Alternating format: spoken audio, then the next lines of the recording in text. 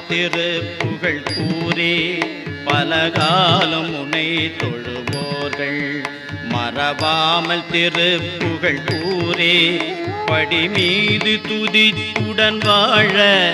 படிமீது துதித்துடன் வாழ அருள் வேணே படிமீது துதித்துடன் வாழ அருள் வேணே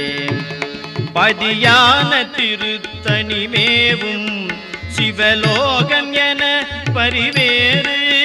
பதியான திருத்தனிமேவும் சிவலோகம் என பரிவேறு பவரோகம்